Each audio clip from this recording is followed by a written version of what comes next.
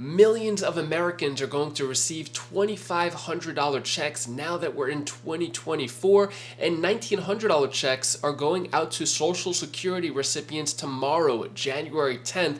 I'll let you know who's going to get those checks. When we take a look at this right here, Settlement will send millions to SSI beneficiaries. If you're on SSI, I'll let you know if you're one of those people eligible to receive the millions that are going out to beneficiaries, and I'll give you some other important updates as well. If you appreciate the Social Security videos, hit the like button and subscribe to the channel for more Social Security updates. And this video is sponsored by my company, Wise Sense. If you or anyone you know is looking to increase your credit score, got my details down in the description below. All right, let's get into it. Who will receive $1,900 from Social Security on January 10th? So this is the third round of payments going out for 2024.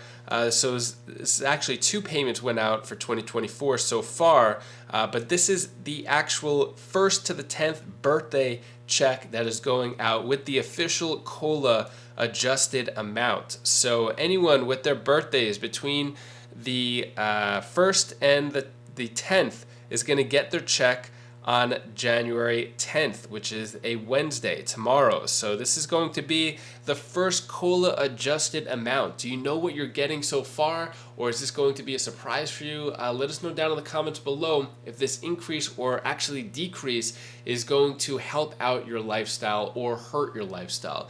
Let us know down in the comments below. So the amount is going to depend on everyone. So with the 3.2% increase, the average payment of a retired worker for 2024 will increase by approximately $57, which means the checks for 2024 at an average of $1,885. Of course, it's going to depend on everyone, depending on your personal situation with Social Security, but those checks are going out tomorrow, January 10th. And then soften the blow of student loan repayments with an up to $2,500 tax deduction. Here's how. So before I get into this, I got the question here, $2,500 tax break, basically, which is essentially free money going out to people by the government, by taxpayers. So there's really no such thing as free. But could this money could have been used for Social Security recipients instead, to give a boost towards Social Security, to help out with the inflation and the really hard times that are going on right now? So let me get into that, but keep in mind how this money could have been used differently. So millions of Americans may feel burdened after restarting student loan payments in 2023, but there may be an upside come tax season.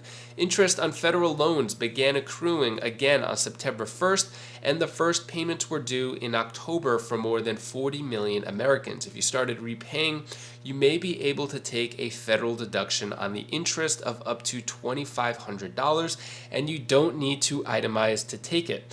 Make sure you know the income limits, who owns the loan, and who's making payments. And if your parents claim you as a dependent, that way you know who, if anyone, can take the deduction.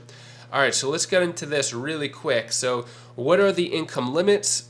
Basically, for the tax year 2023, income is $75,000 for single filers, and joint filers $155,000. It ends for taxpayers when modified adjusted gross income breaches $90,000 for single filers, $185,000 for joint filers. Who can claim the deduction? You could only claim it if you aren't married and filing separately. No one else is claiming you as a dependent on your tax return. So this is only for single people. You are legally obligated to pay interest on a qualified student loan, and you paid interest on qualified student loan. So then also, what can be deducted? In addition to the interest on the federal and private loans, you can include loan origination fee or the time fee charged by the lender when a loan is made. The fee must be used for money, not property or services. It's treated interest that accrues over the life of the loan. So all this, I'm not going to get too much into detail, but you could look it up if you think this applies to you. But that's up to $2,500 per person. That money could have been used to help out other people, but I'm just going to move on. I'm not going to say much more on that. Settlement will send millions to SSI beneficiaries. What's this all about? So more than 2 million supplemental security income recipients, including many with disabilities who had their benefits reduced or discontinued during the pandemic, will see relief under a new settlement. The Social Security Administration has agreed to automatically waive overpayments that occurred between March and September 2020, and the agency will refund individuals as appropriate.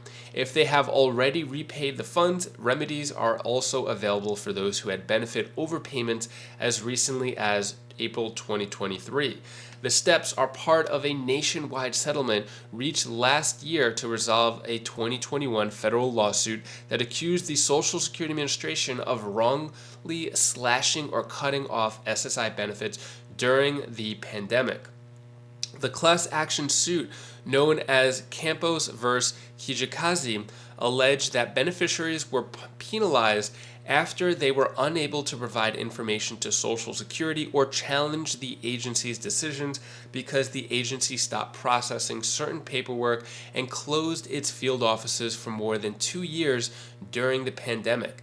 The suit included a woman who was found ineligible for SSI because the agency incorrectly counted money she received for an adopted child with disabilities. Another plaintiff saw her eligibility impacted after health concerns and stay-at-home orders left her unable to withdraw funds from her bank accounts.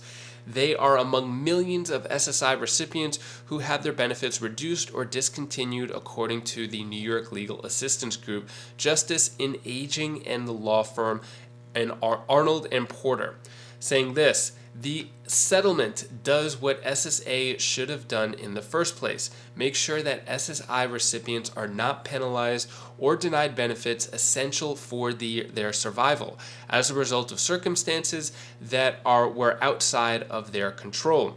This settlement provides crucial relief by putting money back in the pockets of SSI recipients who are still recovering from the tremendous challenges they faced during a global pandemic. Nearly 250,000 SSI recipients are expected to have benefits credited back to their accounts automatically under the agreement.